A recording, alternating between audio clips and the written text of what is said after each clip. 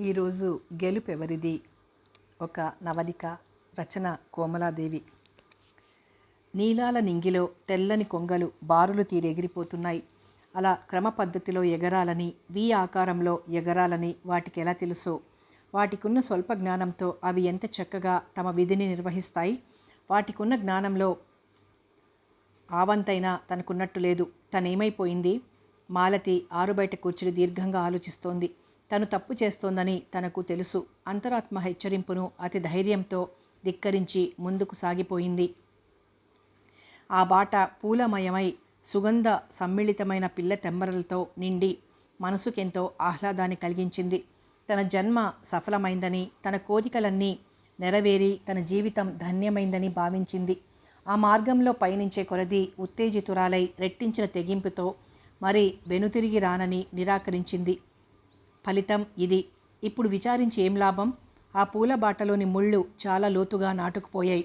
సాధారణమైన తల్లిదండ్రులకు జన్మించింది మాలతి.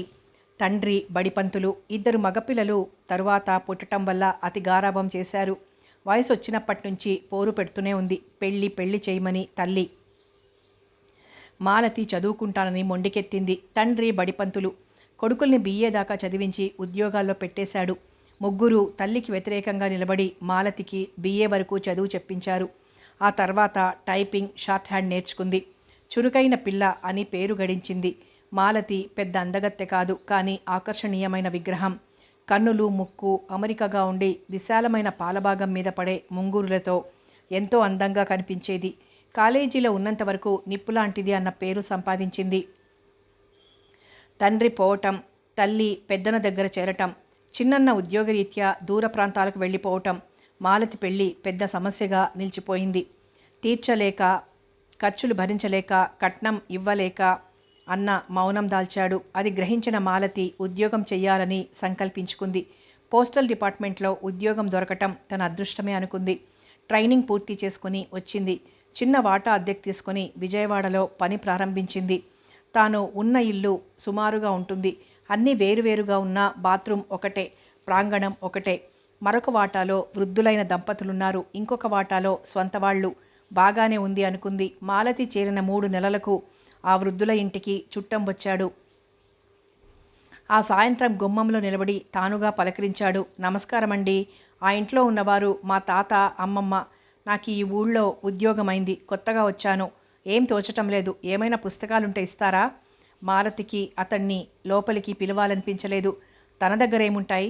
2 పత్రికలు ఆ వారంవి తెచ్చి అందిస్తూ అంది. నేనేమీ కొననండి. ఇవే తెచ్చుకొని చదివి మళ్ళీ ఫ్రెండ్స్కి ఇచ్చేస్తుంటాను. వారం కూడా తెచ్చుకోను. అతను అందుకుని కాసేపు తిరగేశాడు. మాలతి ఆగకుండా లోపలికెళ్ళిపోవటంతో అతడు తన వాటాలోకి వెళ్ళిపోయాడు. మాలతి పీడ విరగడైందని తలుపేసుకుంది. మంచిదే, ప్రతివారం తెచ్చుకోనని కూడా చెప్పేశాను అనుకుని తృప్తి చెందింది. మరుసటి రోజు స్నానాల గది దగ్గర తారసిల్లాడు. మాలతికి అతడు పలకరిస్తాడని తెలుసు. అందుకని అక్కడ ఉండకుండా గదిలోకి వచ్చేసింది. ఆ రోజు బాగా ఆలస్యంగానే స్నానం చేసి వస్తుంటే పుస్తకాలు తిరిగిచ్చేశాడు. థ్యాంక్స్ అన్నాడు. మాలతి ముభావంగానే అందుకుని లోపలికి వచ్చింది.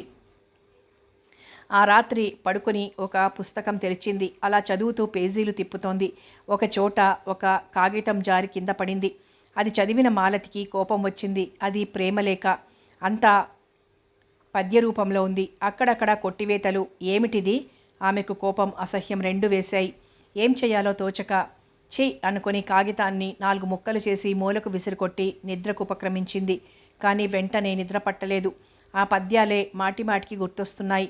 వియోగాన్ని భరించలేక ప్రియుడు రాసిన పద్యాలలోని సారాంశం ఆమె హృదయంలో కలవరాన్ని లేపింది. తెల్లవారింది. ఆ రోజు త్వరగా స్నానం ముగించుకొని వంటకు ఉపక్రమించింది. తలుపు చప్పుడైంది. తెరిచి నుంచున్న అతన్ని చూసి ఏమిటి అన్నట్లు చూసింది.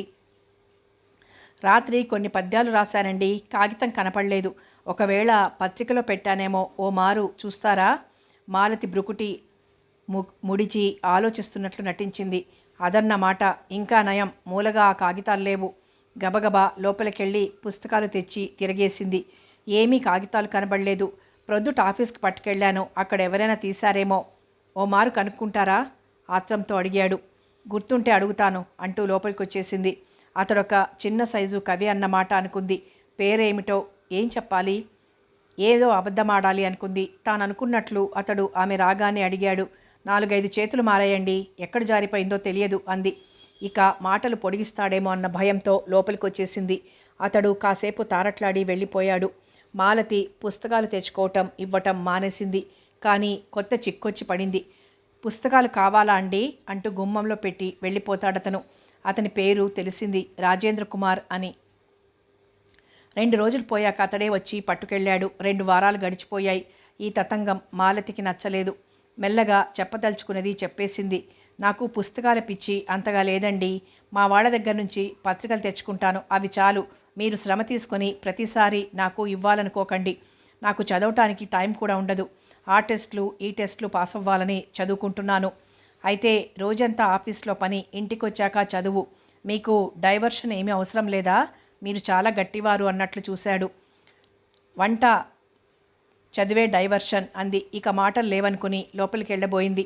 ప్లీజ్ ఒక్క నిమిషం, మీ తెలుగు రైటింగ్ బాగుంటుందా అండి? ఓ మోస్తరుగా ఉంటుంది. నా అక్షరాలేమీ బాగుండవు, నా పద్యాలు ఫెయిర్ చేసి పెడతారా? మాలతికి విసుగేసింది. లాభం లేదు, కుండ బద్దలు కొట్టినట్లు చెప్పాలి. మీరేం అనుకోకండి, నాకు టైం ఉండదు. అందున నా రాత ముత్యాల్లా ఉండవు. అదీ కాక నాకు పద్యాలంటే పెద్ద ఇష్టం కూడా లేదు. ఎంత డ్రై పర్సన్ అనుకుని అతడు వెళ్ళిపోయాడు. 2 రోజులు అతడు బెడదలేదు. 3వ రోజు రానే వచ్చింది. ఆమె కాఫీ పెట్టుకుని తాగుతోంది. రాజేంద్ర పరుగుల మీద వచ్చాడు. చక్కటి టై కట్టుకున్నాడు. ఆకర్షణీయమైన భారీ విగ్రహం అతడిది. ఎక్కడికో వెళ్ళటానికి తయారైనట్లున్నారు. ఏమండి, మా అమ్మమ్మ అదోలా ఉందండి. ఓ మారు ఆమె దగ్గరుంటారా? డాక్టర్ దగ్గరికి వెళ్తున్నాను, ఆఖరి మాటలు అంటూనే గబగబా వెళ్ళిపోయాడు. మాలతి గొళ్ళెం పెట్టి పక్కవాటాలోకి వెళ్ళింది. ముసలమ్మ కళ్ళు మూసుకొని పడుకుని ఉంది. ముసలాయన దగ్గరలో స్టూల్ మీద కూర్చుని ఆందోళనతో ఆమె చేతిని తన చేతుల్లోకి తీసుకుని ఏమీ తోచక ఒత్తుతూ కూర్చున్నాడు. డాక్టర్ వచ్చి మందులిచ్చి ఇంజెక్షన్ చేసి వెళ్ళిపోయాడు. తాతయ్య, డబ్బుందా? ఈ మందులు తేవాలి. ఇచ్చి వెళ్ళాడు కదరా, ముసలాయన గుర్తు చేశాడు. ఈ రాత్రికి 15 పుచ్చుకున్నాడు. మందులు కొని తెచ్చిపెడితే రేపు వస్తాడట. అసలు మీ అమ్మమ్మకి ఏమైందట? వృద్ధాప్యం, హార్టు వీక్గా ఉందట, బ్లడ్ ప్రెషర్ లో అట. డబ్బివ్వు అని చేయి చాపాడు. నా దగ్గర లేవురా, నువ్వే సర్దు. నా దగ్గర లేదు, జీతం అప్పుడే రాదు, నేను ఇచ్చిందంతా ఖర్చు పెట్టేశారా? కళ్ళెర్ర చేశాడు. ఇప్పుడెలా? నువ్వే ఎవరినైనా అడిగి తీసుకురా, నాకంతా కొత్త, నాకెవరిస్తారు?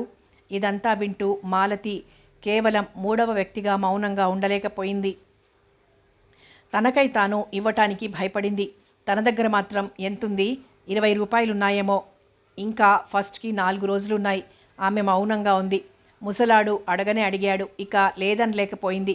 15 ఇస్తూ అంది. నా దగ్గర ఇవే ఉన్నాయండి. పర్వాలేదు, సమయానికి ఆదుకున్నావమ్మా. అతడు కృతజ్ఞతలు వెల్లడించాడు. రాజేంద్ర ఆ 15 పట్టుకెళ్ళిపోయాడు. మాలతి తన ఇంట్లోకొచ్చింది. ఎందుకీ బెడద తనకు? అంటీ అంటనట్టుగా ఇన్ని నెలలు గడిపింది. వీళ్ళు తనలాంటి వారే. ఆర్థికంగా వెనకబడి చాలని పెన్షన్తో ఈదుకొచ్చే వీరికి దూరంగా ఉంటే మంచిది, అంతరాత్మ హెచ్చరించింది. కానీ ఆమె మరో విధంగా ఆలోచించింది. అతగాడికి జీతం వస్తుంది, ఇచ్చేస్తాడు. ఆ మరుసటి రోజు పొద్దుట మాలతి కాఫీ నీళ్లు పెట్టుకుని ముఖం కడుక్కోటానికి బయటికెళ్ళింది. అమ్మాయి, ఆవిడకు కాఫీ కావాలంటోంది. 2 చుక్కలు నోట్లో పోస్తాను. నువ్వు చేసుకున్నప్పుడు ఓ అరకప్పు ఆవిడకు పెట్టిస్తావా? అదెంత భాగ్యం అనుకుంది. ఇరుగు పొరుగు అన్నాక ఇలాంటి చిన్న చిన్న సాయాలు చేయక తప్పదు. కాఫీ గ్లాస్ నిండా పోసి పట్టుకెళ్ళి అందించింది. ఇద్దరు చెరుసగం తాగారు. అక్కడ రాజేంద్ర లేడు, పర్వాలేదనుకుంది. 2 రోజులు కాఫీ అవి సర్దేశాడు. 3వ రోజు ఏకంగా టిఫిన్ అడిగాడు. ఉప్మా చేసి పెట్టింది. ఏ నెపంతో చెయ్యను అనగలదు.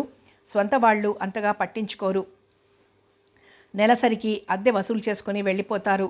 పక్క గుమ్మం తడికలే అడ్డం అయినా వారికి వీరికి కొన్ని యోజనాల దూరంగా ఉన్నట్లుంటుంది. ఆమెకు చెవుడు. అతడెప్పుడు కిళ్ళి కొట్టు బెంచీకి అంకితం. 4 రోజులకి ముసలమ్మ కాస్త లేచి తిరుగుతోంది. మాలతి మళ్ళీ తన గదిలో ఇమిడిపోయింది. పక్క వాటాలో గొడవతో మెలకువ వచ్చింది. వినకూడదనుకున్నా వినబడుతున్నాయి మాటలు. రాజేంద్ర కాస్త మెల్లగానే అంటున్నాడు. జీతం అప్పుడే రాదు తాతయ్య, నువ్వు అద్దె సర్దు, జీతం రాగానే ఇస్తాను. నా దగ్గర ఎక్కడిదిరా? పెన్షన్ వచ్చిందిగా, భార్య గుర్తు చేసింది. నువ్వు ఊరుకోవే. ఏం 100కి 100 వస్తున్నాయనుకున్నావా? 60 రూపాయలు అంతే. మీ అమ్మమ్మ అతి తెలివైందిరా. చిన్ననాటి నుంచి నిన్ను నా దగ్గర పెట్టి చిల్లి గవ్వ ఖర్చు కాకుండా నిన్ను పెంచింది. ఖర్చు శ్రమ నాది. జీతం అనుభవించడం ఆమెది. నీ చెల్లెలుంటే ఏదో పార్టీకి నాయకురాలు అవ్వవలసిన మాట మన పాలబడింది. పిల్లలు లేరని వీణ్ణి నా కంటగట్టింది. వీడేమైనా ఉద్ధరిస్తాడంటావా? జీతం వందలకు వందలు ఉంచుకొని చక్కగా తల్లికి పంపి కూర్చున్నాడు. రాజు, నేనివ్వను. ఈ మాట అద్దె నువ్వే కట్టాలి. తాతయ్య, నా మాట నమ్ము. ఇంకెన్ని రోజులు పడుతుంది? తప్పకిస్తాను. ప్రాధేయపడుతుంటే మాలతికి జాలేసింది. మరి మాటలు వినబడలేదు. కాసేపు పక్క మీద పొర్లేసరికి తెల్లవారింది. ఆ వైపుగా వెళ్ళింది. రాజేంద్ర బిక్కమొహంతో బయట అరుగు మీద కూర్చున్నాడు. మాలతిని చూసి నేరస్తుడిలా చూస్తూ ఓ వెర్రి నవ్వు ముఖానికి పులుముకున్నాడు. ఆమె అతన్ని పలకరించలేదు. తన పనులు చేసుకుని వెళ్ళిపోయింది. ఆ రోజంతా ఎందుకో అతని జాలిగొల్పే ముఖం ఆమె కళ్ళల్లో మెదులుతూనే ఉంది. ఆ వేళ చాలా హుషారుగా వచ్చాడు. ఏమండి అని తలుపు తట్టి ఈలపాట పాడుతూ నించున్నాడు. రాజేంద్రతో మాట్లాడి పక్షం రోజులకు పైగా అయిపోయింది. మాలతి తలుపు తీసింది. అతడు ఈల ఆపుచేసి, మిమ్మల్ని డిస్టర్బ్ చేశానేమో అన్నాడు. అతడి ముఖం సంతోషంతో తేజోవంతంగా ఉంది. పర్వాలేదు, ఏమిటి విశేషం అంది చనువుగా. జీతం వచ్చిందండి, అందుకే సెలబ్రేట్ చేస్తున్నాను, ఇది తీసుకోండి. ఆమె గుమ్మం అవతల నుంచి చేయి చాపింది. అతడు చేయి వెనక్కి లాక్కొని, మీరు యువతలుగానైనా రండి, లేదా నన్ను అవతలగా రమ్మనండి, అంతేగాని గడప మధ్య ఉంటే నేను ఇవ్వలేను. అందునా నా మొదటి జీతం. అతడి కళ్ళల్లో చిలిపితనం, మాటల్లో చురుకుదనం ఆమెను కవ్వించాయి. లోపలికి జరిగి రండి అన్నది. లోపల ఒకే ఒక కుర్చీ ఉంది. దాని మీద కూర్చున్నాడు. 15 రూపాయలు బల్ల మీద పెట్టి మరో చిన్న పొట్లం బల్ల మీద పెట్టాడు. అదేమిటండి అంది మంచం చివర కూర్చుంటూ. సెలబ్రేషన్ అన్నాను కదా, ఏ సినిమాకో హోటల్కో రమ్మంటే మీరు రారు. సమయానికి ఆదుకున్నారు. మీ మేలు ఈ జన్మలో మర్చిపోలేను. అందుకే కొంచెం స్వీటు హాటు తెచ్చాను. నాకెందుకండి అంటూ మోమాట పడింది. ఏనాటి నుంచో అడగాలనుకున్న ప్రశ్న అడిగేసింది. మీ డిపార్ట్మెంట్ వారు అడగలేదా పార్టీ? ఎక్కడ పనిచేస్తున్నారండి? కష్టాలలో ఉన్నప్పుడు, జీతం రాక నానా హైరానా పడినప్పుడు ఒక్కడూ ముందుకొచ్చి ఎలా మేనేజ్ చేస్తున్నారు? జీతం రావటం లేదు కదా, ఏమైనా కావాలా? తర్వాత ఇవ్వొచ్చులే. ఆహా, ఇలా ఒక్కరైనా అన్నారనుకున్నారా? జీతం రాగానే గద్దల్లా తన్నుకుపోవాలని చూశారు. పైగా పార్టీ అట పార్టీ. అదే మాట గట్టిగా వారెదుటనే అడిగేశాననుకోండి, ముఖాముఖాలు చూసుకుని నత్తగుల్లలా ముడుచుకుపోయారు. వారిలో కాస్త ధైర్యవంతుడు, ఏ గాలికి ఆ భావ ఎత్తగల వ్యవహార దక్షతలు గలవాడు ఒకడు మాత్రం అమ్మైనా అడగందే పెట్టదంటారు. మరి ఒక్కసారి మమ్మల్ని ఎవరినైనా అడిగారు? ఎలా అడుగుతానండి? కొత్తవాణ్ణి కదా. మీరంతా కొత్తే, మీకు నేను అంతే. మీరు ఒకప్పుడు జీతం అందక కష్టాలు పడినవారే అయిండొచ్చు, లేదా ఆ కష్టం లేకనూ పోవచ్చులేండి. అంత దూరం ఆలోచించలేదు. మీరు మర్చిపోయి ఉంటారు. బోలెడప్పులు చేశాను, పార్టీ ఇవ్వటానికి వీల్లేదనేసి వచ్చాను. మరైతే ఇక్కడికి మాత్రం ఇవెందుకు తెచ్చారు? ఆ కంఠంలో చిరుకోపం ఉన్నట్టు గ్రహించిన మాలతి ఆశ్చర్యపోయింది. అతడు కిన్నుడై కళ్ళు చిట్లించి ముఖం కొద్దిగా పక్కకు వంచి ఆమెను చూశాడు. ఆ చూపు ఆమె కళ్ళల్లో చొచ్చుకొని పోవటమే కాక హృదయంలో ఎక్కడో మూసివేసిన తలుపులను బలంగా తట్టినాయి. అవి భళ్ళున తెరుచుకొని మధుర మందహాస రూపంతో ఆహ్వానిస్తుంటే ఆమె మరి మూసివేయలేకపోయింది. అతడు మెల్లగా ఆవేశాన్ని అణుచుకున్నట్లుగా అన్నాడు. వారు మీరు ఒకటేనా? నా పరువు కాపాడారు. మందులకు డబ్బు మీరివ్వబట్టి మా అమ్మమ్మకు స్వస్థత చేకూరింది. లేకపోతే మా తాతయ్య అనే మాటలు భరించలేక ఎటో పారిపోయేవాణ్ణి. అతడి మాటలు ఎదుటి వ్యక్తిని అంత పిరికిగా తయారు చేస్తాయిలేండి. మీరు లేదనకుండా నెలాఖరు రోజులైనా ఇచ్చారు. మీ మేలు మరవలేను. 15 రూపాయలకే నయమైందంటారా? లేదనుకోండి, కానీ పడవలసిన మందు సమయానికి పడటంలోనే ఉంది కదా. అందుకే మీరంటే నాకు ప్రత్యేకమైన అభిప్రాయం ఏర్పడిందంటే ఆశ్చర్యమేముంది? అయినా నాకు వచ్చిన దానిలో ఈ 3 రూపాయల మిఠాయి పెద్ద లెక్క కాదు. ఏదో నా తృప్తి. తినండి. పొట్లం అందించాడు. ఆమె 2 ప్లేట్లలో సర్ది అతడికి అందించింది. ఒకటి తను తీసుకుంది. వద్దు అంటూనే తిన్నాడు. మీరింత స్నేహంగా నన్ను కూర్చోబెట్టి మీ భాగంలో నాకు పంచుతారని తెలిసినట్టయితే మరికొంచెం తెచ్చేవాణ్ణి. గుమ్మం అవతలేగా నా స్థలం, అందుకని కొద్దిగా తెచ్చాను. ఆమె పర్వాలేదన్నది. మంచినీళ్ళు అందించింది. అతడు తాగి లేచి నించున్నాడు. వెళ్ళొస్తానో, సినిమాకి టైం అయింది. మీరు రారని తెలుసు. పిలిచి మిమ్మల్ని ఇరకాటంలో పడేయటం మూర్ఖత్వమే అవుతుంది. మీకు చాలా థ్యాంక్స్ అని వెళ్ళిపోయాడు. ఆమె తలుపు చేరవేసి కూర్చుంది. ఎందుకో నోటిలోని తీపి తనువంతా పాకుతున్నట్లుంది. అతడు కూర్చుని వెళ్ళిన కుర్చీలోని వెచ్చదనం ఆమెకు వింత అనుభూతిని కలిగించింది. అతడు తాగి వెళ్ళిన గ్లాసులో మిగిలిన నీళ్లు ప్రేమతో నిండిన సరస్సులా అనిపిస్తోంది. ఆ నీళ్లలో ఆమె ప్రతిబింబం పద్మంలా తేలిపోతూ ఎక్కడికో వెళ్ళిపోతోంది. అతడు అప్పుడప్పుడు కనిపిస్తాడు. చిరునవ్వు నవ్వి విష్ చేసి ఏదో పలకరించి వెళ్ళిపోతున్నాడు అంతే. కానీ అతడు చేరువ కాలేకపోతున్నాడు అనుకొని బాధపడేది. ఇది మంచిదే అనుకొని ఓవైపు తృప్తి చెందేది. పక్షం రోజులు గడిచిపోయాయి. ఒకరోజు సాయంత్రం ముఖం వేలాడేసుకుని వచ్చాడు. తలుపు తీసి ఈ మారు పక్కకు తొలగి నించుంది. అతడు తటపటాయిస్తూనే లోపలికెళ్ళి కూర్చున్నాడు. చాలా చిక్కుల్లో పడ్డాను, మీ సహాయం కావాలి.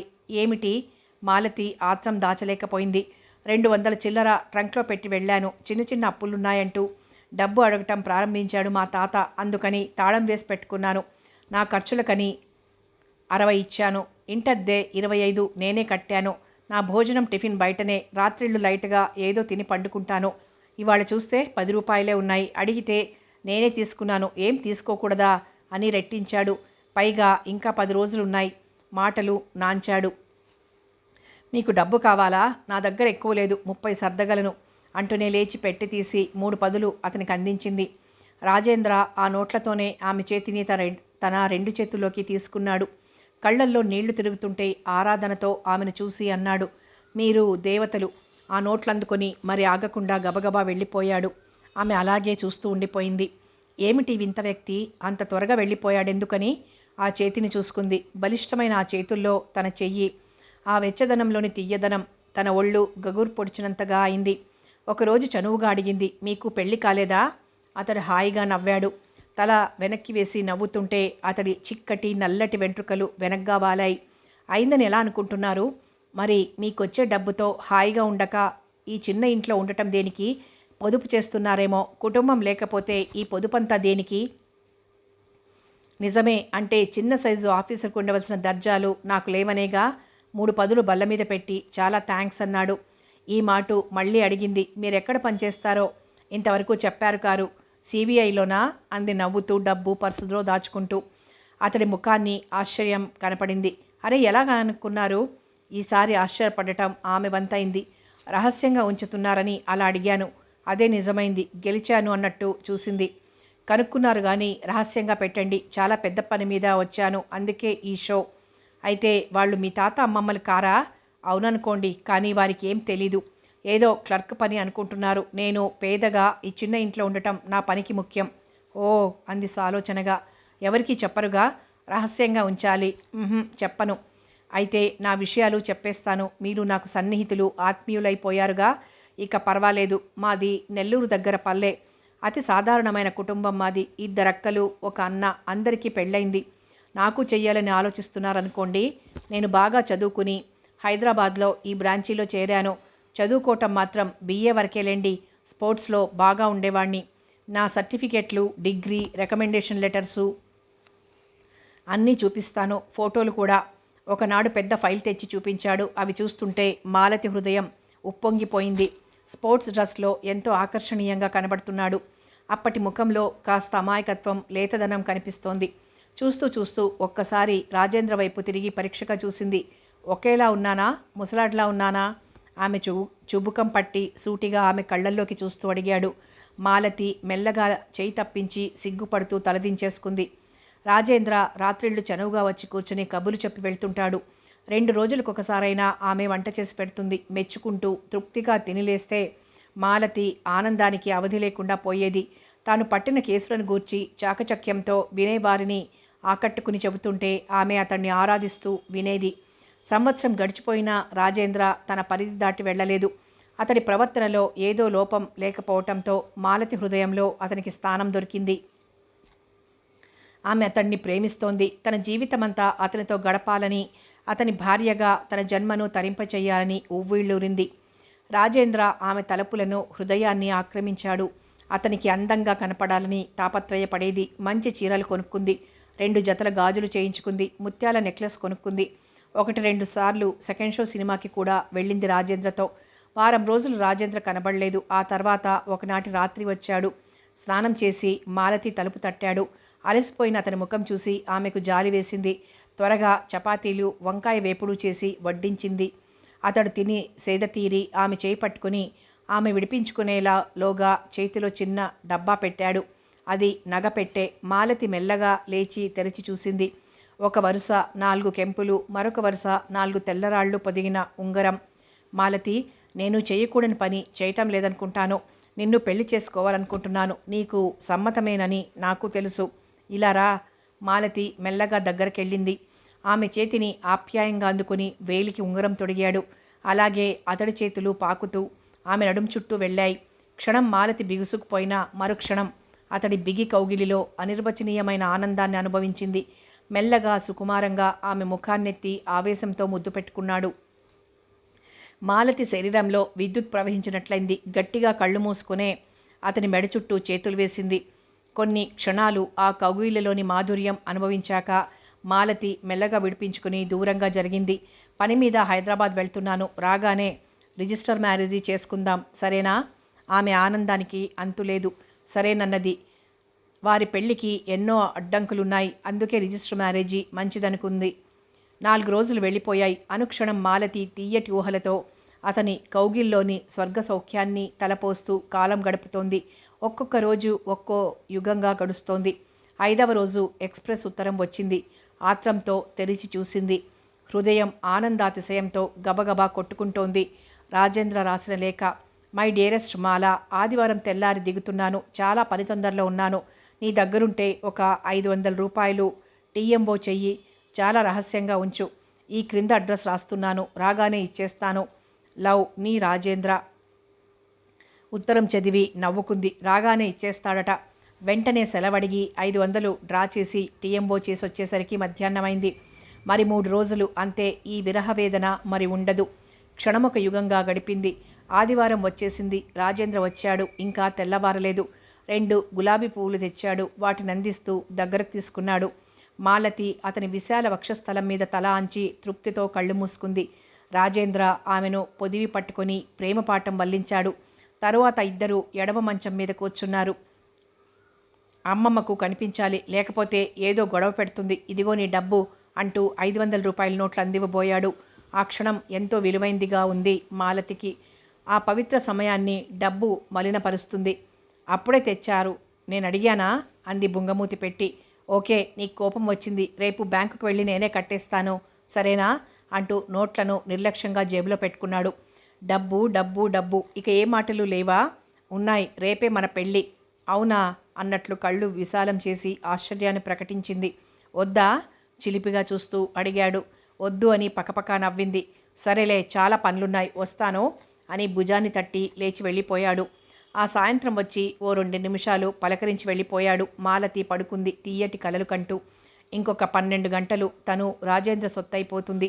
తనకు పెళ్ళి. కొన్నాళ్ళు నలుగురు రిజిస్టర్ పెళ్లి చేసుకుంది అంటారు. ఆ తర్వాత అంతా మామూలుగానే చూస్తారు. తమ కష్టాలన్నీ గట్టెక్కుతాయి. మధురమైన ఊహలు అల్లిబిల్లిగా అల్లుకుపోతుంటే నిద్ర రాక మంచం మీద పడుకొని కనబడని నక్షత్రాల కేసి చూస్తోంది. ఎక్కడో 11 కొట్టారు. ఎవరో తలుపు తట్టారు. గాబరాగా లేచి ఎవరు అంటూ కిటికీలోంచి చూసింది. నేనే మాలా, రాజేంద్ర కంఠం. మాలతి తలుపు తీసింది. అతడు మెల్లగా లోపలికొచ్చి గడియ వేశాడు. ఆ చీకటిలో అతడి చేతులు చాచినట్లు మాలతికి తెలియదు. మరుక్షణంలో ఆమె అతని కౌగిలిలో ఉంది. తెలతెలవారుతుండగా మెలకువ వచ్చింది.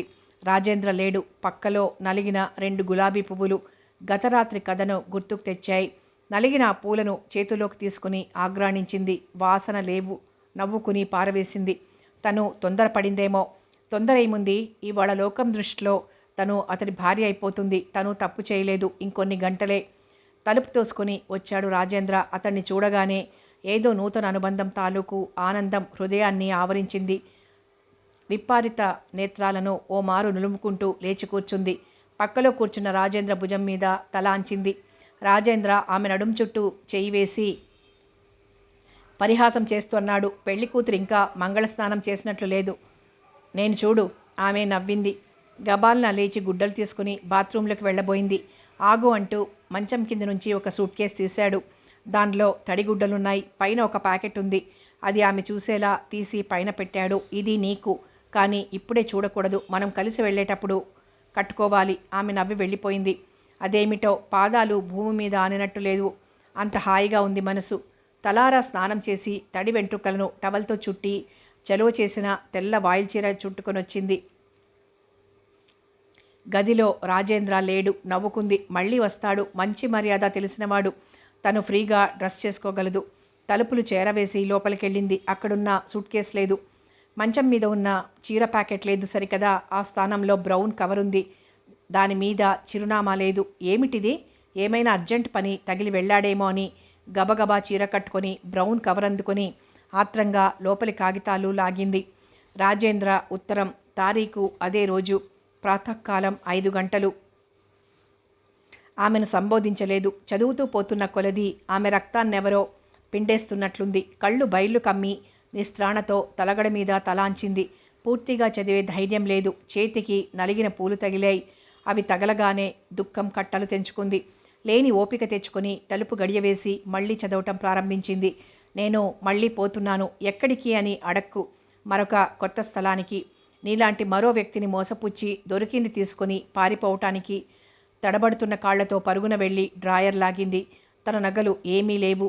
పర్సులో కాస్త ఎక్కువే పెట్టింది. పెళ్లి రోజు కదా, 150 రూపాయలు లేవు. చిల్లర మాత్రం ఉంది. పరుగున వెళ్ళి పెట్టె తెరిచింది. 4-5 మంచి చీరలు లేవు. కొత్తగా కొనుక్కున్న 5 గిన్నెల స్టీల్ టిఫిన్ క్యారేజీ లేదు. ప్రభూ, ఏమిటిది? ఇలా ఎందుకు జరిగింది? ఇంతలా మోసపోయానేమిటి? నేనింత చౌకబారు వ్యక్తినా? ఆందోళనతో బాధతో ఉవ్వెత్తున లేస్తున్న హృదయాన్ని అదిమిపట్టి తిరిగి చదవటం ప్రారంభించింది. నేను నీకు చెప్పిన జీవిత కథ నిజమే. BA చదివాను. ఉద్యోగం దొరకలేదు. ఆకలి బాధ అంటే ఏమిటో నాకు తెలుసు. కోటి విద్యలు కూటి కొరకే కదా. ఆ విద్య అలవర్చుకున్నాను. 5 ఏళ్లుగా జీవితం ఈ విధంగా గడిచిపోతుంది. 3 పూటలా తింటున్నాను. చేతిలో 100 ఆడకపోయినా పర్సు ఖాళీగా ఎన్నడూ లేదు. నిరుద్యోగి పేదరికపు చిహ్నాలన్నీ మాయమైపోయాయి. నీలా ఒంటరి వాళ్లను, పెళ్లి కానటువంటి ఉద్యోగినులను పట్టటం చాలా సులభమని గ్రహించాను. నీ స్నేహాన్ని సంపాదించాలని ఎంతో తాపత్రయపడినా గుంబనంగా మెల్లమెల్లగా జయించాను. కొందరు చాలా త్వరలోనే వలలో పడిపోయారు. నువ్వు అందని పండుగ కనిపించావు. అందుకని నిన్ను పొంది నీ సొమ్ము అపహరించాలని దుష్టతలంపును అహంకారంతో ఆచరణలో పెట్టాను. ఇలాగే ఈ సమయంలో మరిద్దరిని విడిచి వెళ్ళిపోవాలి. ఒకే సమయంలో 3 దృష్టిలో మంచివాడిననిపించుకొని నమ్మకం కలిగేలా ప్రవర్తించి ఈ 14 నెలలు మీ సొమ్ము తింటూ కాలం గడిపాను. ఒకరింట్లో కాఫీ టిఫిన్, మరొకరింట్లో భోజనం. ఇలాగే మీ 3 సందున నాకు బాగానే డబ్బొచ్చింది.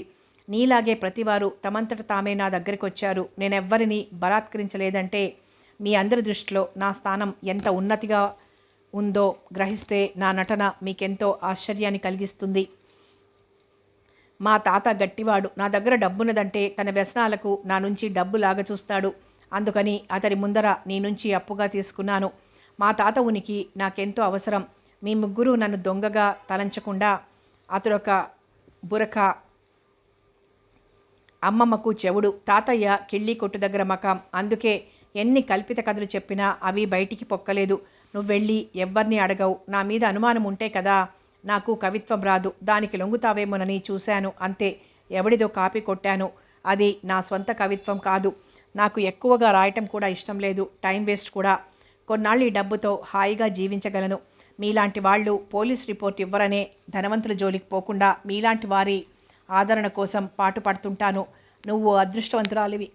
ఒక ఆమెను పెళ్ళాడి నెల కావస్తోంది. మరొక దాంతో 6 నెలలుగా స్నేహంగా ఉంటున్నాను. అంతేకాదు, రాత్రి నువ్వు 500 తీసుకోలేదు. తీసుకోనంత మంచిదే. అవి దొంగ నోట్లు. నేను ఇంకొక రకం CIDని. మా తాత అమ్మమ్మను ఏమీ అడక్కు. వారికి ఏమీ తెలియదు. నాకు ట్రాన్స్ఫర్ అయిందని చెప్పాను. 100 రూపాయలు ఇచ్చాను. ఎంతో సంతోషించారు. చెప్పకుండా వెళ్ళిపోదామనుకున్నాను. కానీ నా కోసం ఎదురు చూస్తామని జాలి తలచి రాస్తున్నాను. మరొక మాట, నెల పోయాక నీకు డాక్టర్ అవసరం కలిగితే ఈ క్రింది చిరునామాకు వెళ్ళు. ఆమె నీకు సహాయం చేస్తుంది. ఆఖరి మాటలు చదివి నిలువెల్లా కంపించిపోయింది. ఒక్కొక్క అక్షరం అణువణువును దహించి వేస్తుంటే హృదయ విదారకంగా రోధించింది. ఒకనాడు తనకు అనుమానం వేసింది. అతడు పెళ్ళి అన్నాడు. ఆ రోజే తను చేస్తున్న పని సరి అయినదేనా అని ప్రశ్నించుకుంది. తన హృదయానికి తగినట్లుగా జవాబు చెప్పుకుంది. తన పెళ్లి రోజు నిర్జీవంగా నవ్వుకుంది. పిచ్చిగా తిరిగింది. అద్దంలో ప్రతిబింబం భయంకరంగా కనిపించింది. తల నుంచి జారిన నీరు కన్నీరు ఏకమై ధార కట్టాయి. ఆ వికృత రూపాన్ని చూసి అనుకుంది, మనిషి ఎంత త్వరగా మారిపోతాడు. ఆమె బాధ తనను గూర్చి మాత్రమే కాదు, ముందు ఎందరు ఏ ఊళ్ళల్లో మోసపోయారో తనతో పాటు మరిద్దరి జీవితాలు నాశనమైపోయాయి. ఈవేళ మరెందరివి కానున్నావో. ఇటువంటి వారిని అరికట్టే మార్గం లేదా? తన అవివేకానికి తనకే నవ్వొచ్చింది. తన పిచ్చి గాని ఇటువంటి వాళ్ళుంటారని తను పేపర్లలో కథల్లో చదవటం లేదు. మరి అతడంత యుక్తితో చాకచక్యంతో నమ్మకంగా ఉండి ద్రోహం చేశాడు. చదువుకున్నది, ఇటువంటి వాళ్ళుంటారన్న జ్ఞానం కలిగిన తనే ఈ వలలో చిక్కుకున్నది. ఎవరికి ఏమని చెప్పగలదు? ఆ రోజంతా కుమిలి కుమిలి ఏడ్చింది. అంతకుముందు ఆ రాత్రి స్వర్గ సౌఖ్యం అనుభవించానని మురిసిపోయింది. ఈరోజు అదొక విషజ్వాలగా తలంచింది. ఇప్పుడు అదంతా ఇంకా జుగుప్సాకరంగా భరింపరానిదిగా అయ్యి హృదయంలో అశాంతిని రేపుతోంది. అవమాన భారంతో శరీరమే కుచించుకుపోతున్నట్లు భావించింది. దుఃఖమే శరణ్యమైంది. ఏకధాటిన వారం రోజులు సెలవు పెట్టింది. ఏ జబ్బు లేకపోయినా ఏదో పెద్ద జబ్బు వచ్చినట్లు ఫీల్ అయింది. ఫ్రెండ్స్ వచ్చి చూసి వెళ్లారు. మాలతి వాలకం చూసి వాళ్ళెంతో ఆశ్చర్యపడ్డారు. మాలతికి ఆత్మహత్య చేసుకోవాలన్నంత నిరాశ కలిగింది. కానీ ఎలాగో ధైర్యం చెప్పుకుంది. మళ్ళీ ఆఫీస్కి వెళ్ళటం ప్రారంభించింది. రోజులు గడుస్తున్నాయి. యాంత్రికంగా వెళ్ళొస్తోంది. అతడి ఆఖరి మాటలు ఆమెని ఎప్పటికప్పుడు భయాందోళనలతో ముంచివేస్తున్నాయి. మానుతున్న గాయం రేగింది. ఏ విధమైన వికారం లేకపోయినా తనకు అనుమానం కలిగింది. ఆనాటి పూలబాటలోని ముళ్ళు బలంగా లోతుగా నాటుకుపోయాయి. కాళ్లల్లో కాదు, హృదయంలో, గర్భంలో. అనుమానం దృఢమవుతున్న కొద్దీ ఆమె హృదయం బాధతో మూలుగుతోంది. ఏం చెయ్యాలి? ఆత్మహత్య? చిచి, తనకు భగవంతుడిపై విశ్వాసం, భక్తి ఎక్కువ. ఈ తృణప్రాయమైన శరీరంలో ఆత్మ నుంచి ఈ లోకానికి పంపారు. ఈ ఆత్మ ఆయనది. ఈ తృణప్రాయము అనుకున్న శరీరాన్ని తను త్యజించటానికి తనకు హక్కు లేదే. తనే తనది కాదు. నిత్యమైన ఈ ఆత్మ పవిత్రత కోసం తను శ్రమించి తాపత్రయపడాలి గాని ఈ శరీరం కోసం కాదు. చనిపోయి సాధించేది లేకపోగా తన ఆత్మ నాశనమైపోతుంది. దాని ఉనికి భగవంతుని సన్నిధానమే కదా. ఈ మహా అవకాశాన్ని తాను జారవిడ్చుకోలేదు. బ్రతికి తను సాధించలేకపోవచ్చు కానీ తను పిరికిది కాలేదు. ఏదో మార్గాన్వేషణ ప్రారంభించాలి. అటువంటి వారికి భగవంతుని సహాయం ఉంటుందంటారు. 2 నెలలు ఎంతకాలం దాచుకోగలదు? ఏమీ తోచలేదు. మార్గం వెతకాలి. ఇంట్లో కూర్చుంటే పని కాదు. ఆమె రిక్షా తీసుకుని కృష్ణా బ్రిడ్జి దాటి ఆవలి ఒడ్డుకు వెళ్ళి కూర్చుంది. ఆ రోజు ఆదివారం. తన స్నేహితులు తను తరచూ వ్యాహ్యాళికెళ్లే స్థలం అది. ఆ రోజు 5 గంటలైనా ఎవ్వరూ రాలేదు. మరో గంటలో చీకటి పడుతుంది. చేతిలో గొడుగుంది, పర్సుంది. కాసేపు ప్రకృతిని పరిశీలిస్తూ కాలం గడిపి తిరుగుముఖం పట్టింది.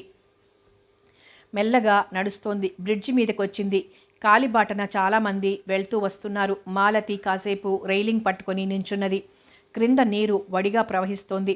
ఆ నీటి ఒరవడిని చూసి ఒక విధమైన భయం ఆవరించింది. కళ్ళు మూసుకొని నుంచుంది. ఆ తరువాత తేరుకొని మళ్ళీ నడవటం ప్రారంభించింది. ఆమె మరొకమారు బ్రిడ్జి మీద ఆగింది. తొంగి చూసింది. ఆ నీళ్లల్లో తన భావి జీవితపు తాలూకు నీడలేమైనా కనిపిస్తాయా అన్నట్లు వెతుకుతోంది. ఆ నీరు ఏదో భూమిని సస్యశ్యామలం చేయటానికి వడివడిగా వెళ్ళిపోతోంది. తన కోసం సమస్యను పరిష్కరించటానికి ఇష్టం లేదు. తన ఆ నీళ్లలో పడిపోదు, అది నిజం. ఉస్సూరని నిశ్వసించి మళ్ళీ సాగిపోయింది. ఆమె 4 అడుగులు వేసిందో లేదో ఎవరో ఆమెను పిలిచారు. ఏమండి అని మాలతి వెనుదిరిగి చూసింది. స్కూటర్ మీద 30 ఏళ్ల పైబడ్డ వ్యక్తి కూర్చుని ఉన్నాడు. మీతో మాట్లాడాలి. బ్రిడ్జి చివర ఆగుతారా? అతడు ఆమె జవాబు కోసం ఎదురు చూడకుండానే స్కూటర్ మీద వెళ్ళి మలుపు దగ్గర ఆగిపోయాడు. మాలతి అతన్ని సమీపించి ఆగింది. అతను స్కూటర్ ఆపుచేసి పక్కగా పెట్టి నుంచున్నాడు. మీరు 2 సార్లు బ్రిడ్జి మీద నుంచి నీళ్లలోకి చూశారు. అంతేగాక మీ ముఖంలో నిస్పృహ. 2 సార్లు కూడా స్థిర నిశ్చయానికి వచ్చినట్లు నిశ్వసించి నడిచారు. ఇదేదో ఆత్మహత్య బాపతేమో అని అడుగుతున్నాను అంతే. ఆమె అతడికేసి ఆశ్చర్యంగా చూసింది. ఈ వందలాది జనంలో తనను ఇతడు గమనించాడు. తన ఉనికిని గుర్తించాడు. మీరు భయపడుతున్నారా? ఈ పరాయి వ్యక్తికి ఏం చెప్పాలని? అవును, మీరెవరో తెలియదు.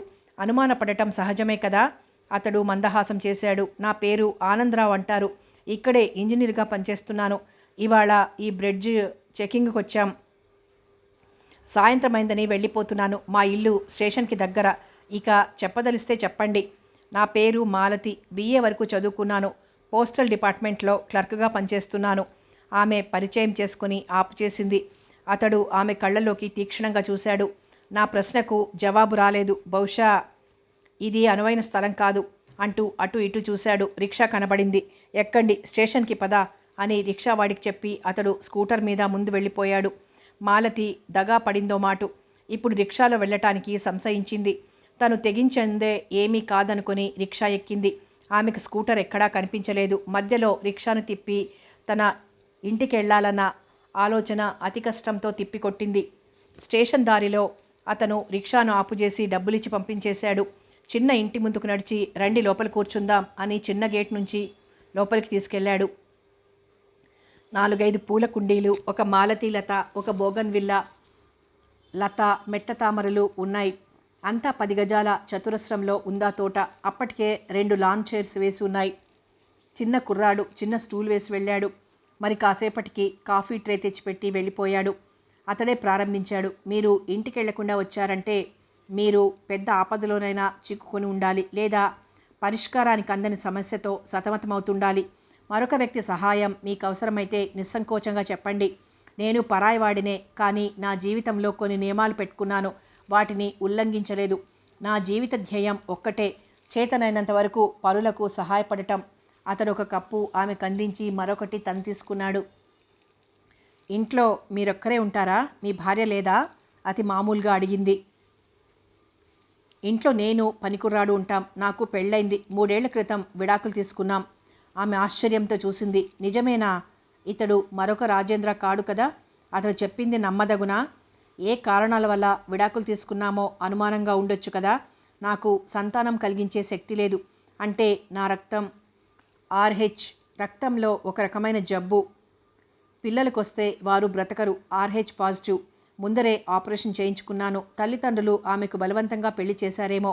నాకు ఈ యోగ్యత లేదని వెంటనే విడాకులు అడిగింది. విడాకులు తీసుకున్న నెలలోపుగా మరొక వివాహం చేసుకుంది. నాకు పిల్లలంటే ఎంతో ఆపేక్ష. పెంపకానికి తీసుకుందామని ప్రయత్నం చేశాను, కానీ ఆమె వెళ్ళిపోయింది. ఈ 3 ఏళ్ల నుంచి ఇలా ఒంటరి జీవితం గడుపుతున్నాను. నిస్సారమైన ఈ బ్రతుకులో ఏ మార్పు లేదు. యాంత్రికంగా రోజులు వెళ్ళబుచ్చటమే.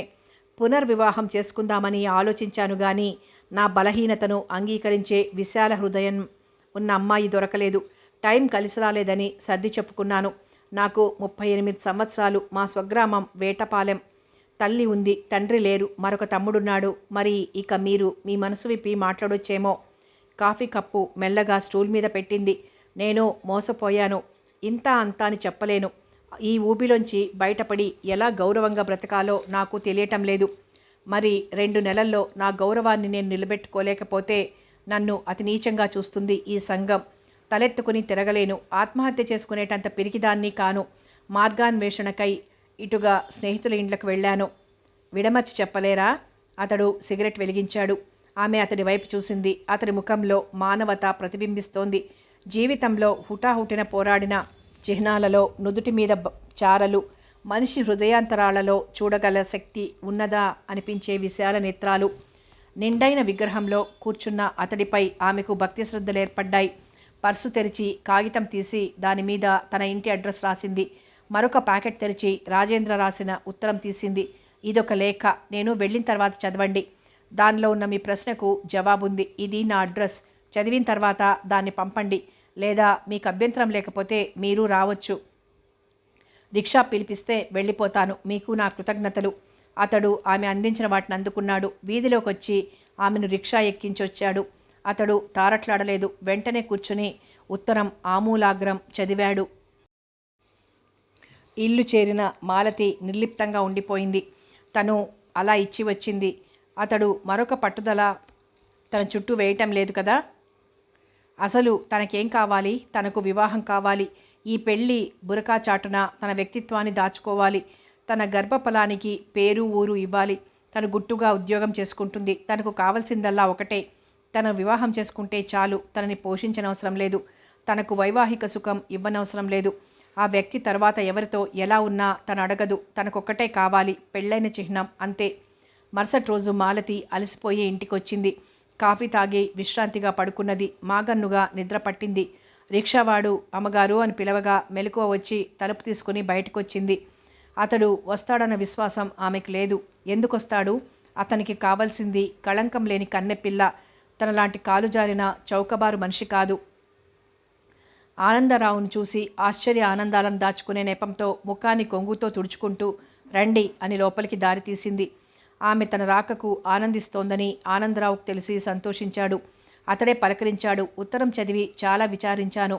ఒక వ్యక్తిలోని స్నేహశీలతను, నిజాయితీని మనం ఎల్లప్పుడూ గౌరవిస్తాం.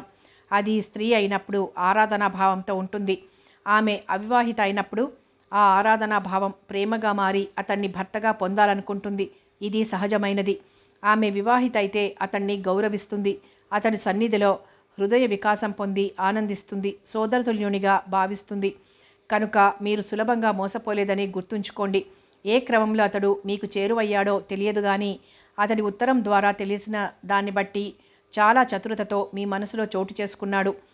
ఉత్తరాన్ని అందించాడు. ఆమె అందుకుంది, తలంచుకుంది కొన్ని క్షణాలు. ఆనందరావు అన్నాడు, మాలతి గారు, మీకేం కావాలి? ఏదో నెపంతో వెళ్ళిపోయి డాక్టర్ సలహా పొంది ఖాళీగా తిరిగొస్తారా, లేదా మరొకరిని వివాహం చేసుకుంటారా? మీ హృదయంలోని మాట చెప్పేసేయండి. అతని మాటల్లో గంభీరతకు ఆమె చలించిపోయింది. ఇతడితో తన కోరికను చెబితే తప్పేముంది?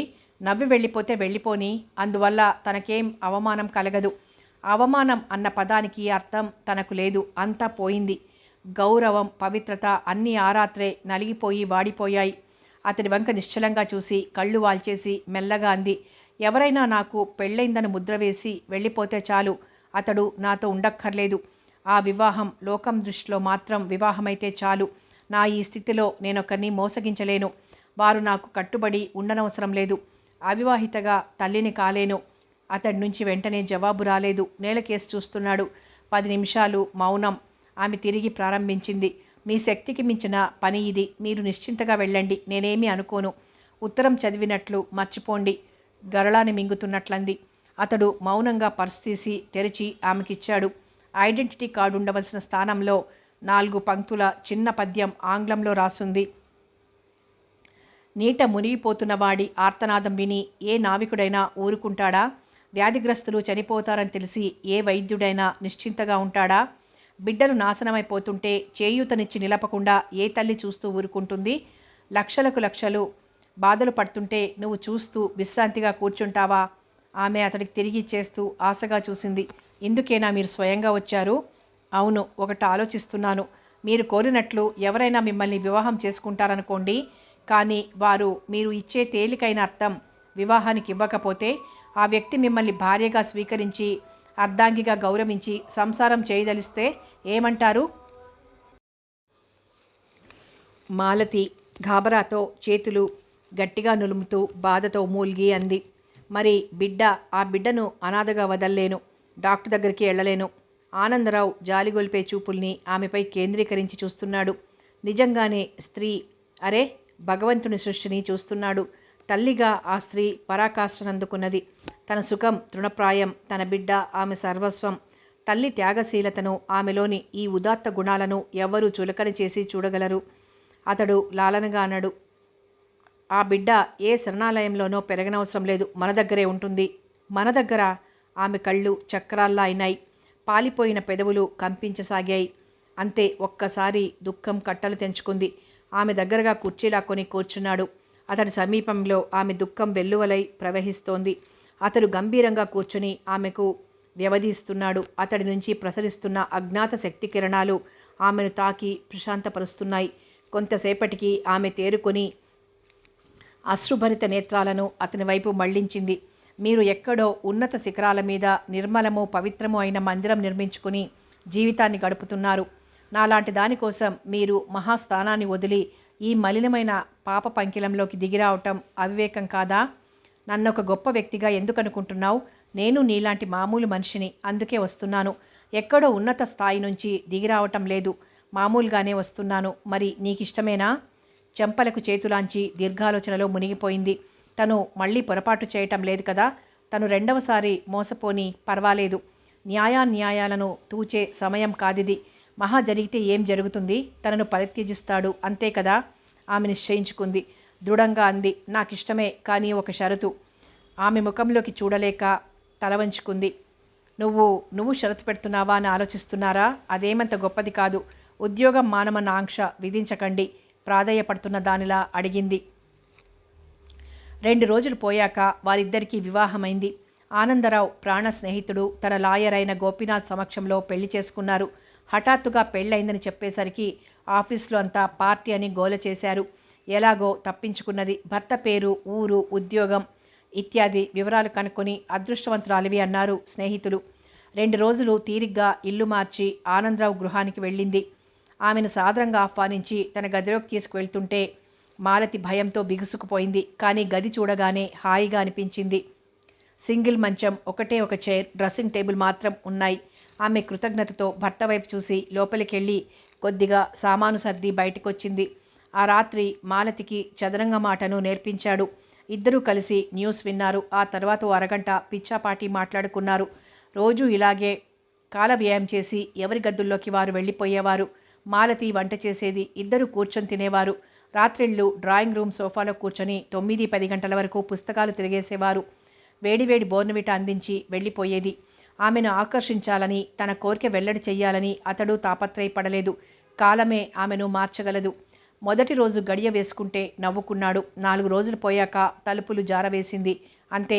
గడియ వేసిన శబ్దం అతడికి వినబడనందుకు దారికొస్తోంది అనుకున్నాడు. వారం రోజులు పోయాక ఆమె తలుపు దగ్గరగా వేయకుండానే నిశ్చింతగా నిద్రపోతోంది. చొరవగా ఎన్నడైనా ఆప్యాయంగా దగ్గరకు తీసుకున్న ఆమె బిగుసుకుపోయినట్లయ్యేది. అది గ్రహించి ఆనందరావు మెల్లగా ఆమెను విడిచిపెట్టి వెళ్ళిపోయేవాడు.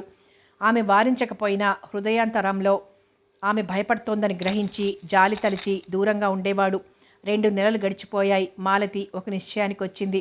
ఆ రాత్రి తన భర్తతో చెప్పాలి, పని మానివేయటానికి సిద్ధంగా ఉన్నానని. భోజనాలయ్యాయి. ఇద్దరు ముందు గదిలో కూర్చున్నారు. మాలతి వక్కపొడి అందించింది. అతడు వక్కపొడి వేసుకుని చేరబడి కూర్చుని అన్నాడు, నాకు శ్రీశైలం ట్రాన్స్ఫర్ అయింది. 15 రోజుల్లో జాయిన్ అవ్వాలి. మరి నువ్వేం చేస్తావో నీ ఇష్టం. అతడు ఆమెను చూడటం లేదు. మాలతి నవ్వుకుంది. మీ ఇష్టం చెప్పండి. నా ఇష్ట ప్రకారం చేస్తావా?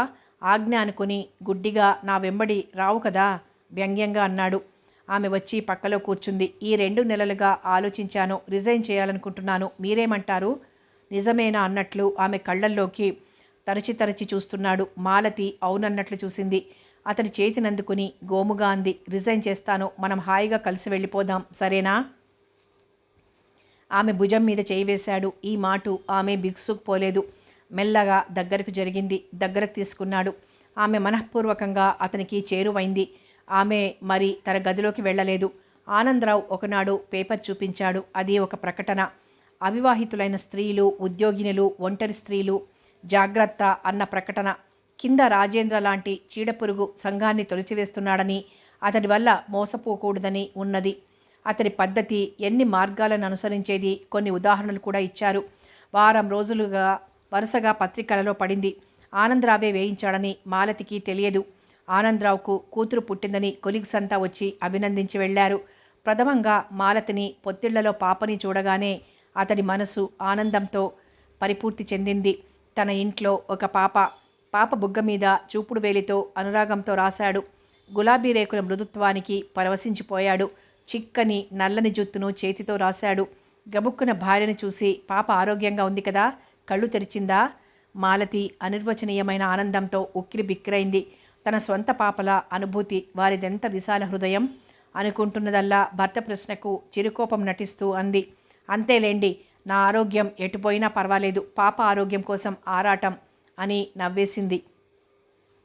పాప ఆరోగ్యంగా ఉందట, కళ్ళు తెరవలేదు, బహుశా తెరిచి ముందర మిమ్మల్నే చూస్తుంది కాబోలు. ఆమె అంటూనే ఉంది. పాప మెల్లమెల్లగా కళ్ళు తెరుస్తుంది. మాలతి తెరిచింది. ఈ పచ్చని ప్రపంచాన్ని చూడాలని. కాదు, అమృత హృదయులు, ప్రేమమయులు అయిన మిమ్మల్ని చూడాలని అంది. అంతలోనే నర్సు రావటంతో వారికి మాటలు కరువయ్యాయి. పాప కోసం ఏమేం సిద్ధం చెయ్యాలో కనుక్కొని వెళ్ళిపోయాడు. పాపకు స్వర్ణలత అని పేరు పెట్టాడు. మాలతి అడ్డు చెప్పలేదు. 3 ఏళ్లు కాలగతిలో లీనమయ్యాయి. లత చక్కగా మాట్లాడుతుంది. తండ్రి రాగానే తొడ మీద కూర్చుని కబుర్లు చెప్తుంది, కథలు చెప్పించుకుంటుంది. ముగ్గురూ కలిసి భోంచేస్తారు. నిద్ర పట్టే వరకు తండ్రి పక్కలోనే ఉంటుంది. పాపలో ఎక్కువ మాలతి పోలికలే. అందుకే రాజేంద్ర ఆమెకు జ్ఞాపకం వచ్చేవాడు కాడు. ఆనందరావుకు ఓ విధమైన సంతృప్తి కలిగింది. దాదాపు 4 ఏళ్ల తర్వాత రాజేంద్రను చూస్తోంది మాలతి. అతన్ని చూడగానే జుగుప్సతో హృదయం నిండిపోయింది. చూసి మాట్లాడితేనే పాపం చుట్టుకుంటుందేమో నన్నంత అసహ్యం వేసింది. అతడితో మాట్లాడనని వ్యతిరేకిస్తోంది మనసు. కానీ తప్పదు. ఈ దుష్టుడి బారి నుంచి తప్పించుకోవాలి. అతి సాధారణ దుస్తులతో వచ్చాడు. చేతిలో క్యాన్వాస్ సంచి. వరండాలోనే నుంచోబెట్టింది. లోపలికి తీసుకువెళ్తే ఆ పవిత్ర గృహం మలినమైపోతుందేమోనని భయపడింది. లోపలికి వెళ్దామా? లోనికెళ్ళబోతూ అడిగాడు. అక్కర్లేదు, నిన్ను ఇక్కడి నుంచే మెడబట్టి గెంటడం సులభం. ఒక్క మాటగా నోట్లో నుంచి ఊసింది. అతడు వికటంగా నవ్వాడు. నువ్వంత చౌకబారుగా నవ్వకు. ఇది నీలాంటి వారుండే గృహం కాదు. సరేలే, నీతో వాదనెందుకు? నా ఉత్తరం అందిందా? నా వ్యాపారం పడిపోయింది, అందుకే డబ్బు కోసం వచ్చాను. సిద్ధంగా ఉంచావా? ఇచ్చేస్తే వెళ్ళిపోతాను. డబ్బు లేదు, ఇవ్వను ఖచ్చితంగా అంది. అతడి కళ్ళు చింతనిప్పుల్లా అయినాయి. పెదవులు వికృతంగా వంపు తిరిగాయి. పర్యవసానం ఎలా ఉంటుందో తెలిసే మాట్లాడుతున్నావా? అవును. నీకెంత ధైర్యం? నీ సంసారంలో నిప్పులు పోసి వెళ్తాను. నీ భర్తకు నీ పూర్వచరిత్ర వినిపించి నువ్వెటువంటి దానివో చెప్పి వెళ్తాను. నువ్వు పతితవని, వివాహం కాకుండానే తల్లివైనావని చెప్పి వెళ్తాను. మహాపతివ్రతలా ఈ ఇంట్లో తిరుగుతూ నీ భర్తను కొంగును ముడివేసుకున్న జాణవు. గప్చిప్గా 4,000 ఇచ్చేసేయి, వెళ్ళిపోతాను. లేదా ఆగాగు అంటూ ఆనందరావు లోపల నుంచి వచ్చాడు. అతడు రావటంతో రాజేంద్ర బెదిరిపోయి మౌనం దాల్చాడు. ఏదో చెప్పి మాట తప్పిస్తుందేమోనని మాలతి వైపు చూశాడు. మాలతి చిరునవ్వు నవ్వి భర్తతో అంది, ఈ పురుగును త్వరగా పంపించివేయండి, నేను వెళ్తున్నాను అంటూ లోపలికి వెళ్ళిపోయింది. అయితే నువ్వున్న మాట ఆ పురుగువు. ఇదిగో నువ్వు రాసిన ఉత్తరం. 4,000 కావాలా? 4 పైసలు ఇవ్వను. అందరూ నీలాంటి స్వార్థపరులు, దుష్టులు కారు. అంతా తెలుసుకునే పెళ్ళాడాను. ఆమె నన్ను మోసం చెయ్యలేదు.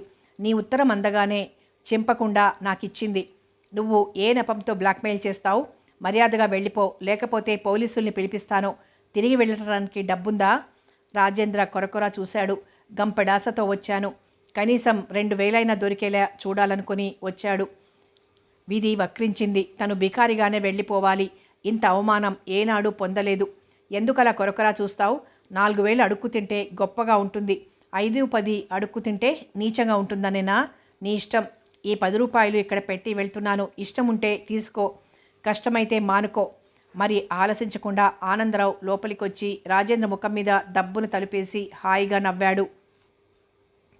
ఆ నవ్వు రాజేంద్ర హృదయాన్ని శూలంలా పొడిచింది. గేటు వేసిన చప్పుడు విని ఆనందరావు బయటకొచ్చాడు. చావలేనివాడై పోయాడు. పిరికి పంద. డబ్బు తీసుకెళ్లాడు మాలతి అన్నాడు. అప్పుడే పాప కూడా బయటకొచ్చింది. ముద్దు ముద్దుగా ఎవరు నాన్నా అని అడిగింది. చీడ పురుగులత అన్నాడు. చీడ పురుగంటే అంది అమాయకంగా. చూపిస్తాన్రా అంటూ చేయి పట్టుకుని తోటలో నడుస్తూ పూల చెట్లలో ఉన్న పురుగుల్ని చూపుతూ పాఠం చెప్పాడు. ఆ రాత్రి మాలతి ఎంతో ఉత్సాహంగా ఉంది. హృదయం పువ్వులా తేలిగ్గా ఉంది. నేను గెలిచాను అన్న అహంకారంతో గంతులు వెయ్యాలన్నంత హుషారు పుట్టింది. విజయగర్వంతో నిశ్చింతగా నిద్రపోయింది. మాలతి, ఆనందరావు పాపని క్రమశిక్షణలో ఉంచుతూ విద్యాబుద్ధులు గరిపారు. ఆంధ్రదేశమంతా ట్రాన్స్ఫర్ అవుతూ తిరుగుతూ పాపకు చదువు చెప్పించారు. ఆఖరి 2 సంవత్సరాలు ఎంఏ చదివినప్పుడు ఆనందరావు రిటైర్ అయి ఉండటం చేత విశాఖపట్నంలోనే స్థిరపడ్డారు. విద్యావంతులైన తల్లిదండ్రుల మధ్య పెరిగింది. వయసుకు మించిన తెలివితేటలతో, లోకజ్ఞానంతో, అందరి మధ్య అణకువతో మసులుతూ మన్ననలందింది. లతలో ఒకే ఒక లోటు. తండ్రిని చూస్తే చిన్నపిల్లే అయిపోతుంది. ఈ విషయంలో మాలతి కూతుర్ని మందలించేది. కూతురు ఎంఏ చదువుతోంది, తెలివిగలది. ఈ ఆనందానికన్నా తన దగ్గర మారం చేసి, అల్లరి చేసి, తన చిటికెన వేలి చుట్టూ తనను తిప్పుకున్నప్పటి ఆనందమే ఆనందంగా తలిచి మురిసిపోయేవాడు. ఇక పెళ్లి చేయాలి అన్న ఆలోచన రాగానే హృదయం విచారంతో ముకుళించుకుపోయేది. తప్పదు, ఏ వయసుకు ఆ ముచ్చట తీరాలి కనుక తనకై తాను సంబంధాలు చూస్తాను అన్నప్పుడు మాలతి సంతోషంతో, కృతజ్ఞతతో నిండిపోయింది. తను తండ్రి కూతుళ్ల మధ్య ఎప్పుడూ రాలేదు. ఎప్పుడైనా జోక్యం కల్పించుకున్నదంటే అది కూతురి మంకుతనాన్ని చూసి కోప్పడినప్పుడే. ఫారెన్లో పీహెచ్డీ చేసొచ్చిన తన స్నేహితుడి కొడుక్కి ఇవ్వటానికి ఏర్పాట్లు జరిగాయి. కాల్టెక్స్లో ఇంజనీర్గా ఉంటున్నాడు. ఒకరోజు అబ్బాయి తల్లిదండ్రులు వచ్చి చూసుకుని వెళ్ళారు. ఆ మరుసటి రోజు పాప లేనప్పుడు మరొక మారొచ్చి అన్నీ మాట్లాడుకుని వెళ్ళారు. రవి అధునాతన భావాలు కలవాడు. లత పరీక్ష రాసొచ్చిన కొన్ని రోజులకే పెళ్లి నిరాడంబరంగా జరిగింది. ఆ కొత్త ఊళ్ళో ఆనందరావుకు తెలిసిన వాళ్ళు ఎక్కువ మంది లేరు. అంతా లత కాలేజీ వారు, వరుడి పార్టీ వారు. అనవసరమైన ఆర్భాటాలకు తావివ్వకుండా తిండి విషయంలో మాత్రం అందరినీ తృప్తిపరిచారు. వధూవరులను ఆశీర్వదించి ఆనందించి వెళ్ళిపోయారు అతిథులు. కూతుర్ని అత్తగారింటికి పంపి ఇద్దరూ మిగిలిపోయారు. ఆనందరావు ఈ వియోగం భరించలేక కాలు కాలిన పిల్లిలా తిరుగుతుంటే మాలతి హృదయం బాధతో మూలిగేది. 2-3 రోజులకు ఒకసారి వచ్చి తల్లిదండ్రులు చూసి వెళ్ళేది. రాను రాను వారం 10 రోజులకు ఒకసారి చూసి వెళ్ళేది. ఆమె లేని ఖాళీ ఇంటికి వారిద్దరూ మెల్లమెల్లగా అలవాటవుతున్నారు. ఇంకా నయం, కూతురు అదే ఊళ్ళో ఉంది, కళ్ల ముందే ఉంది, పర్వాలేదని ధైర్యం చెప్పుకున్నారు. 2 సంవత్సరాలు గడిచిపోయాయి.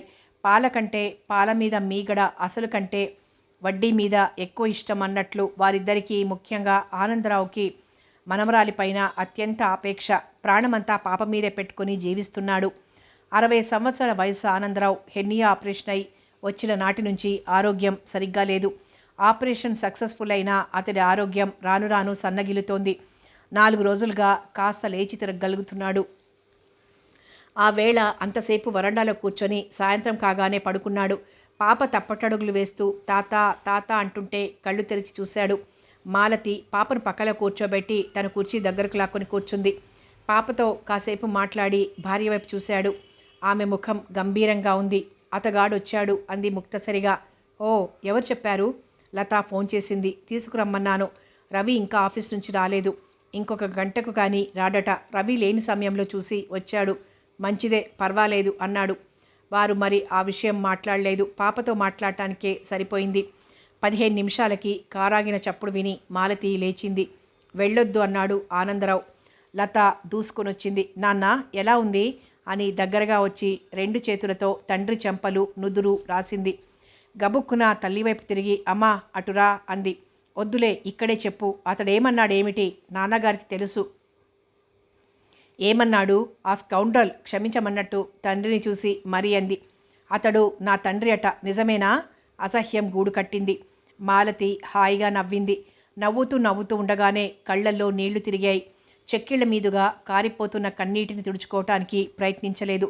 నాకు తెలీదే లత. తండ్రి అన్న పదానికి నిర్వచనం నువ్వే ఆలోచించుకో, లేదా రవిని అడుగు. నేను తల్లిని. ఆగు, ముందరిది చదువు అంటూ భర్త మంచం కాళ్ల వైపు పరుపెత్తి ఒక కవర్ అందించింది. ఆ గదిలోకెళ్ళి చదువు. పాతబడిన గుర్తుగా కాగితం పసుపు వన్నె దాల్చింది. మాలతి గబగబా ముందుకొచ్చి ఉత్తరాన్నందుకుని పక్క గదిలోకెళ్ళింది. ఇంతకు అతడేడి అనుకుంటూ బయటికొచ్చింది. అతడు కారులో దొంగలా కూర్చుని ఉన్నాడు. కాపలాగా వాళ్ల ఆల్సేషన్ కుక్క కూర్చుని గుర్రు గుర్రుమంటోంది. మాలతికి ఆ గంభీర వాతావరణంలో కూడా నవ్వొచ్చింది. అతడు తనను చూడకముందే లోపలికి వచ్చేసింది. లత కాసేపటికి తల్లి దగ్గరికి వచ్చింది. ఆమె ముఖం తెల్లగా పాలిపోయి ఉంది. కంపిస్తున్న చేతులతో ఆ చేతుల్లో ఉత్తరం రెపరెపలాడుతోంది. హృదయం అవ్యక్తమైన బరువుతో నిండి బద్దలయ్యేలా ఉంది. అయితే నిజమేనన్నమాట అమ్మా అంది. ఆ మాటలు గొంతులోంచి రావటానికి అవ్యక్తమైన బాధని అనుభవించింది. 2 చేతుల్లో ముఖాన్ని కప్పుకొని సోఫాలో కూలబడిపోయింది మాలతి. ఆ ఉత్తరంలోని సారాంశం ఆమె హృదయంలో ఇంకి ఎటువంటి పర్యవసరానికి దారితీస్తుందో చూడాలి. తను ఊహించని పరిణామానికి దారితీస్తే తాను భరించగలదా? ముఖ్యంగా తన భర్త భరించగలడా? లత 10 నిమిషాలు అదో లోకంలో విహరించి చటుక్కున ప్రస్తుతంలోకి వచ్చింది. లోపలికెళ్ళి గ్లాసుడు మంచినీళ్లు తాగి గబగబా బయటికెళ్తూ అంది. ఆయనను లోపలికి తెస్తానమ్మా, నీకిష్టం లేకపోతే వెళ్ళిపో. మాలతి పక్క గదిలోకి వెళ్ళి భర్త దగ్గర కూర్చుంది. మెల్లగా పనికుర్రాడికి పాపను అప్పగించి పంపించి వేసింది. డ్రాయింగ్ రూమ్లోకి మాటలు స్పష్టంగా వినిపిస్తాయి. ఆ గదికి ఈ గదికి మధ్య స్క్రీన్ మాత్రమే ఉంది. కుక్కను పిలిచింది. కమాన్ డైమండ్, కమాన్ అనగానే అది మొరుగుతూ దగ్గరకొచ్చింది. ఇక రావచ్చు అనగానే రాజేంద్ర హమ్మయ్య అనుకుని దిగొచ్చాడు. లోపలికి తీసుకుని వెళ్ళి కుర్చీ చూపింది. ఎందుకు వచ్చినట్లు? డబ్బు కోసం. ఎంత? 5,000కు పైన. ఇవ్వకపోతే నీ భర్త రవికుమార్కు రహస్యం చెప్పేస్తాను. ఏమిటా రహస్యం? వెటకారంగా అంది. నేను నీ తండ్రినని. రుజువు కావాలా? నీ తల్లిని సూటిగా ప్రశ్నిస్తే తేలిపోతుంది. లేదా ఆమె భర్త దగ్గరికి వెళ్ళి అడుగు. నిజం దాచగల శక్తి ఎవరికీ లేదు. నేను నీ బిడ్డను కానా అని అడుగు చాలు. అయితే నువ్వు నా తండ్రివన్నమాట. ఆమె విరగబడి నవ్వింది. ఆ తర్వాత చండికా స్వరూపమే అయింది. క్రోధంతో ముక్కుపుటాలు అదురుతుంటే అతడి దగ్గరగా వచ్చింది. నువ్వు ఒక మోసగాడివి. నా తండ్రివా? నేను పొత్తిళ్లలో పడుకొని కళ్ళు తెరిచినప్పుడు ఎక్కడున్నావు? నేను తప్పటడుగులు వేస్తూ దబ్బును కింద పడితే ఎత్తుకుని ఎన్నడు లాలించి నా నొప్పికి మంత్రం వేశావు. రాత్రిళ్ళు 6 బయట పడుకుని ఆకాశంలోకి చూస్తూ ఆ నక్షత్రాల మాల కట్టి నా మెడలో వేసినట్లే కథలు కబుర్లు చెప్పి ఏనాడు నిద్రపుచ్చావు? నా చిన్న కుక్కపిల్ల చనిపోయి నేను ఏడుస్తుంటే ఎప్పుడు ఓదార్చావు? పుట్టుక చావుల మర్మాన్ని నా చిన్న బుద్ధికి అర్థమయ్యేలా ఏ రోజు బోధపరిచావు? నా చేయి పట్టుకుని ఆప్యాయంగా ఎప్పుడు ఆలు దిద్దించి నా విద్యకు పునాది వేశావు. ట్రాన్స్ఫర్ అయి వెళ్తుంటే, స్నేహితులని విడవలేక దుఃఖిస్తుంటే, జీవితంలో కలయికలోని ఆనందం, విడిపోవటంలోని బాధ, ఆ మధుర స్మృతులు హృదయాన్ని విశాలపరుస్తాయని, వ్యక్తిత్వానికి అవి మెరుగు పెడతాయని ఎప్పుడు చెప్పావు? టైఫాయిడ్ వచ్చి పడుకుంటే నిద్ర కాచి నా మంచం దగ్గరే పడక వేసుకుని నా చెయ్యి పట్టుకొని నా నుదురు తాకుతూ నన్ను కంటికి రెప్పలా ఎప్పుడు చూశావు? జ్వరం తిరగబెడితే తగ్గే వరకు సెలవు పెట్టి నా మంచం దగ్గర ఎప్పుడున్నావు? పథ్యం తింటున్న రోజున ఆప్యాయంగా బుజ్జగించి చప్పిడి మెతుకుల్లో మమతనంతా కూర్చి ఏనాడు తినిపించావు? ముఖమల్ భరణలో పెట్టిన వజ్రంలా నన్ను పెంచినవాడు నా తండ్రి లేక నువ్వా? ఎవరు నువ్వు? నా జన్మ కారకుడమని చెప్పుకోవటానికి సిగ్గులేదు? ఈ రహస్యాన్ని బయటపెట్టి నన్ను నా భర్త నుంచి దూరం చేయటానికి కూడా సంకల్పించి వెనుదీయని వాడైన నువ్వు ఒక తండ్రివేనా? తండ్రట తండ్రి, చిచి, బజార్లో ఆంబోతువి. రవి చటుక్కున లోపలికొస్తూ, లత ఆగు, ఆ మాటలని చవకైపోకు. ఏమయ్యా, రహస్యం బయట పెడతావా? ఇక్కడ ఏ రహస్యాలు లేవు, నాకన్నీ తెలుసు. నీలాంటి వాడు ఒక స్పెసిమన్. ఎప్పుడు చూస్తానా అనుకున్నాను, దొరికావు. అసలు నీకెంత ధైర్యం? సిగ్గు విడిచి వచ్చావు. వెళ్ళిపోతానంటావా? సరే, లేదా డైమండ్ ఉంది. రాజేంద్ర చటుక్కున లేచి చేతి రుమాలతో ముఖం తుడుచుకుంటూ బయటికెళ్తుంటే రవి బిగ్గరగా నవ్వాడు. ఎలా వచ్చాడు? కదల్లేదు. డైమండ్ ఉందిగా, బెదిరిస్తే వచ్చాడు. భయపడ్డాడా? భార్యను దగ్గరకు తీసుకుంటూ అడిగాడు. మీకు తెలుసా? ఆశ్చర్యంతో అడిగింది. పెళ్లికి ముందరే మామయ్య చెప్పారు. ఓ అని విప్పారిన కళ్ళతో భర్త వంక చూసింది. మరేమనుకున్నదో పరుగున తెర తొలగించుకొని ఆనందరావు హృదయం మీద వాలిపోయింది. నాన్న నాన్న అంటూ తండ్రి భుజాలు తడుముతోంది. ఏం లత, ఇంతకు ముందు నువ్వంటే కేవలం ప్రేమే ఉండేది, మరి ఇప్పుడు ఆరాధన కూడా. I love you so much. మా నాన్న ఎంత మంచివారో. కూతురి వీపును తడుతుంటే ఆయన కళ్ళు చెమ్మగిల్లాయి. గాద్గదికంగా అన్నాడు. ఈ రోజు కోసం ఎదురు చూస్తూనే భయపడ్డాను. ఎందుకని? అత్తగాడు నీ తండ్రి అని తెలియగానే నీ మనసు మళ్ళుతుందనుకున్నాను. లత చటుక్కున్న లేచి తండ్రి కళ్ళల్లోకి చూస్తుంటే కన్నీళ్లు నిండాయి. అలా అని ఎలా అనుకుంటావు నాన్న? నేను నీ లతను కదా అని మళ్ళీ తండ్రి ఎదమీద తలాంచింది. అవునమ్మా, నువ్వు నా లత పాపవే. ఇది చాలమ్మా, నేను గెలిచాను. గెలుపు నాదే. నాకెంత సంతోషంగా ఉంది. ఆ దృశ్యాన్ని చూస్తున్న మాలతి, రవిల హృదయాలు ఆర్ద్రమయ్యాయి. ఒకరినొకరు చూసుకున్నారు.